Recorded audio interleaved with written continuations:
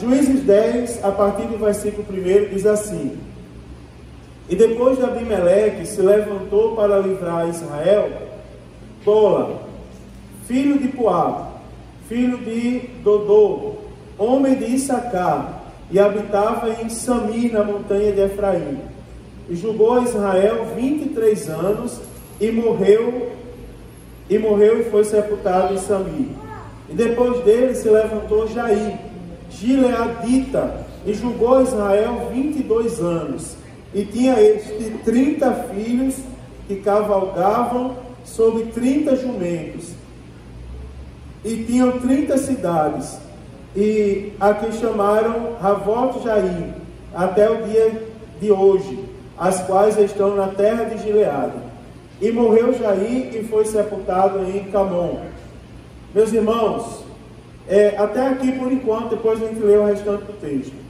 Olha só, depois de Abimeleque, agora com a queda do reinado de Abimeleque, porque Abimeleque reinou, né, irmãos? Reinou de uma forma terrível, reinou de uma forma tirana. Não vou retomar a história de Abimeleque, mas é uma grande mensagem. Se cumpriu na vida de Abimeleque ali a parábola de Jotão. Todas as palavras conforme Jotão profetizou em sua palavra, se cumpriu sobre a vida de Abimeleque. E a Bíblia Sagrada agora, ela vai relatar 2 juízes que nós não sabemos os feitos dele. Nós não sabemos nós só sabemos que eles julgaram Israel por determinado período cada um. Mas nós não sabemos se eles livraram o povo de Israel da mão de quem. Não temos uma história, nem mesmo uma biografia precisa da vida desses homens. Uma coisa temos aqui por certo: nós sabemos que Tola era filho de Puá, filho de Dodô, da descendência de Issacar. Nós sabemos que ele habitava na montanha de Efraim e que ele julgou Israel por 23 anos e morreu e foi sepultado. É interessante, irmãos, que apesar de nós não sabermos os feitos desses homens de Deus, mas aqui o nome dele é citado. Eu estava pensando, irmãos, que nada que nós fazemos para Deus passa em branco, principalmente diante de Deus. Você observa, por algum motivo, os feitos, o histórico do julgamento, do período que eles julgaram sobre Israel, não foi citado. Agora você percebe que eles não julgaram um período curto de tempo. O primeiro que eu citei aqui, ele julgou por 23 anos. Ou seja, ele passou muito tempo como juiz. Mas a Bíblia não relata os seus feitos, mas relata o nome dele. Por algum motivo os feitos dele não foram colocados, nós não sabemos. Mas o nome deles foram citados. Jair, por exemplo, aqui destaca a sua maneira de vida. Ele julgou Israel por 22 anos. A Bíblia diz que ele tinha 30 filhos, que os filhos eram filhos de nobre e andavam como nobre, porque a Bíblia diz que eles cavalgavam sobre jumentas e tinham 30 cidades, cada um tinha uma cidade. E inclusive sobre essa cidade foi dado um nome ali que lembra o nome do próprio juiz, do próprio servo de Deus, né? E a Bíblia Sagrada também não relata feitos, tão somente que era um nobre e os seus filhos também viviam uma vida de nobreza. Irmãos, dessas 2 citações aqui, eu só quero citar para os irmãos, que os irmãos lembrem que nós não somos salvos por obras. Não é? Aqui foi citado na escola dominical do domingo passado, do outro domingo, não é? Eu sei porque no outro domingo quem deu aula foi eu, domingo passado foi Diácono Jorley, eu estava aqui ouvindo o que ele falou. E também teve alguns cultos também que alguém citou, que nós não podemos alimentar em nosso coração o sentimento meritório. Por exemplo, aquele sentimento de merecimento. Eu mereço porque eu faço isso. Não. Ninguém aqui merece nada. O merecedor, irmãos, que está em nosso meio é Jesus Cristo. Ele merece toda a honra, toda a glória e todo o louvor. Toda a adoração deve ser dada ao nome dele. Só ele merece alguma coisa. Nós, irmãos, não merecíamos, mas Deus, por misericórdia, entregou Jesus para morrer por nós. É isso que nós temos que ter em nosso coração, porque, irmãos, Tem pessoas aí, andando como cegos, achando que são salvos. Agora deixa eu lhe falar uma coisa das obras. É porque nós não somos salvos por obras, nem somos salvos pela nossa fé. Nós somos salvos pela graça. A Bíblia diz, pela graça sois salvos. A graça é o favor imerecido de Deus, foi ter dado Jesus por nós. Nós somos salvos por meio de Jesus Cristo. Agora, a maneira, nós somos salvos por Jesus Cristo. Agora, a maneira de nós alcançarmos a salvação é por meio da nossa fé. Está muito claro na Bíblia, porque pela graça sois salvos por meio da fé. Aí a Bíblia diz, isso não vem de vós, é dom de Deus, Efésios 2, 8 e 9. Não de obras para que ninguém se glorie. Agora, mesmo a Bíblia diz que a fé sem obras, ela é morta. Por quê, irmãos? E nós seremos julgados no céu, os salvos serão julgados, não é? Para perda ou ganho de galardão. Agora, serão julgados conforme as obras que praticaram. Preste atenção que é praticamente impossível um servo de Deus que é convertido, ele ser um servo de Deus sem praticar obras de fé, sem praticar obras que glorifiquem a Deus. Inclusive, preste atenção como isso é interessante. O que é que sai das nossas mãos, que a Bíblia identifica, irmãos? Olha só, como em 5 versículos que cita juízes, que nem a Bíblia nem traz os grandes feitos dele, como a gente tira grandes lições. Por exemplo, o que é que sai das nossas mãos? As obras da carne. Preste atenção que o que nós podemos praticar com nossas próprias condições são obras da carne. Parece duro isso, mas é verdade. E quais são as obras da carne? É feitiçaria, idolatria, glutonaria, não é? E a Bíblia fala um monte de coisa aí, prostituição, lascívia, e diz coisas semelhantes a essas. Isso é o que nós podemos fazer. Agora, irmãos, o que nós não podemos fazer e que nós dependemos de Deus, preste bem atenção que a Bíblia Sagrada diz o que é. É tanto que ela fala do fruto. Não são os frutos, é o fruto. É no singular. E como é que a gente consegue discernir o fruto do Espírito das obras da carne? Como é que a gente pode discernir o que provém de Deus e o que não provém de Deus? Pelas evidências, pelas características do fruto.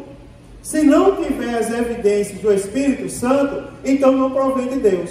Por exemplo, vou falar uma coisa para você. Quer ver? Eu vou ensinar os irmãos, lembrar os irmãos como é que a gente é crente. Comece a medir as palavras que você fala. Sabe por quê, irmãos? Porque está uma moda, Brasil afora, pessoas falando qualquer coisa sobre Deus. Me permita, irmãos, eu me sinto até mal, porque eu sou assembleano tradicional. Não é? Talvez um dia Jesus me liberte disso. Mas eu sou tradicional. E talvez eu até tomasse a atitude de descer ali para falar o que eu vou falar agora. Mas como eu estou ensinando aos irmãos, por exemplo, tem gente chamando Deus de cara. Você já viu? As pessoas que modificam o púlpito da igreja, já viu, irmão Samuel? Tiram o ministério daqui, faz uma série de modificação que eu não vou dizer, e chega, feito um bobão, mexendo os braços, sacudindo todo, e dizem, chamando Deus de cara. Deus, vai fazer uma oração, meu Deus, cara, né? Olha só, irmãos, me entendam. Não sou eu, estou criticando, porque não é segundo a Bíblia.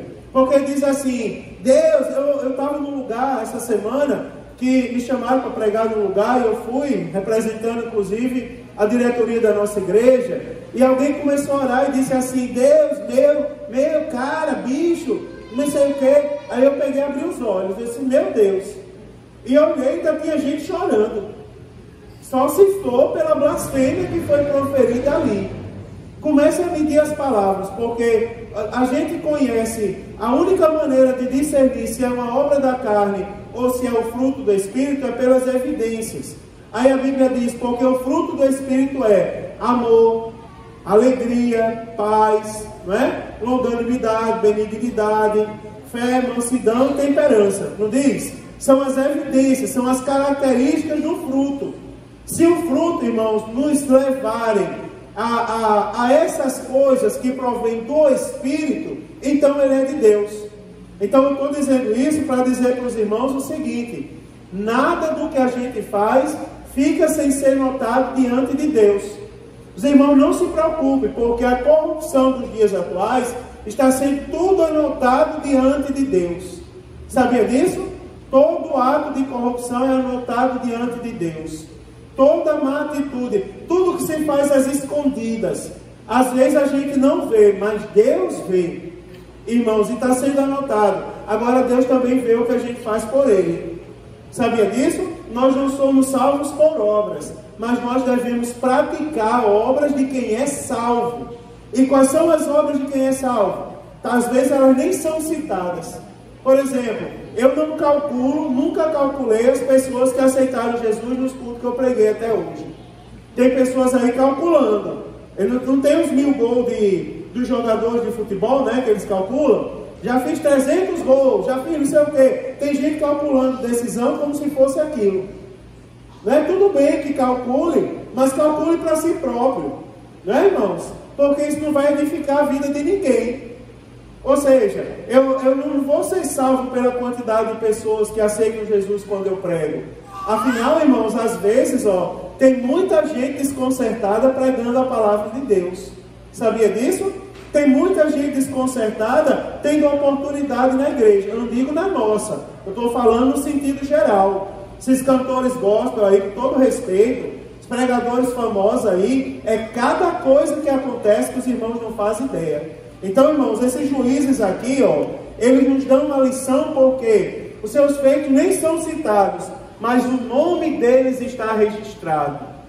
Irmãos, olha, descanse diante de Deus. Descanse diante de Deus. Porque tem aquele sentimento do mundo que entra no nosso coração, que é assim: eu não sou notado porque o pastor não cita o meu nome. Não tem um sentimento do mundo que toma conta do coração das pessoas uma vez? Eu senti falta de uma irmã dessa igreja uma vez, e eu não imaginava que eu ia encontrar. Ela me autorizou a falar isso domingo que vem, mas eu já estou falando hoje. Vou falar domingo não. Não só vou dizer quem é, mas ela me autorizou. Não está aqui não, a irmã. Mas eu senti falta da irmã, uma jovem da igreja, não é? Uma irmã solteira. E eu liguei para a irmã, disse: irmã, já tem alguns cultos que eu não lhe vejo. Aí, inclusive, não foi eu que lembrei dela, foi a irmã Marilene que lembrou no culto matutino. E aí ela colocou lá: estou sentindo falta de tal irmã. Ela sabe quem foi, eu sei que ela não vai dizer. Mas, aí eu peguei e disse: mas é verdade, tem uns dias que eu não vejo aquela irmã na igreja. Aí eu fui lá e liguei para a irmã. Aí ela disse: não, pastor, quinta-feira eu vou ao culto. E quinta-feira ela estava no culto. E eu passei por ali e falei com a irmã: se a irmã está com algum problema? Ela disse assim: pastor, eu estou meio triste, assim, meio desanimado. Mas por que, mulher, esse desânimo? E Jesus na sua vida? Aí ela disse: não, estou meio desanimada porque parece que o pastor não me nota na igreja. Aí eu disse: mas por que, irmã, que eu não noto a senhora? Ela disse: porque o pastor nunca me deu um abraço. O pastor abraça todo mundo, menos eu. Eu disse: não seja por isso. Né? Se é por falta de abraço, vou dar um abraço daquele quebra-costela. Né, irmão? Aquele abraço assim que fica marcado, que a pessoa fica com insuficiência respiratória. É verdade, dê um abraço na irmã, pronto. Agora tenha cuidado, irmão, não alimente esse sentimento no seu coração. Se Deus colocou no seu coração o desejo de abraçar alguém, assim, irmãos, espiritualmente, como a gente abraça um irmão, todos nós precisamos de um abraço. Estou dizendo que abraço é errado, não. Às vezes eu abraço o irmão Samuel, abraço Eduardo, eles me abraçam também, né, os obreiros aqui, e vários irmãos da igreja. Acho difícil um que não tenha recebido um abraço meu ainda. Agora sim, irmãos, sabe quem é? Ainda que falte o abraço desse mundo, mas nunca vai faltar o abraço de Deus na nossa vida. Então os irmãos tenham isso guardado no seu coração.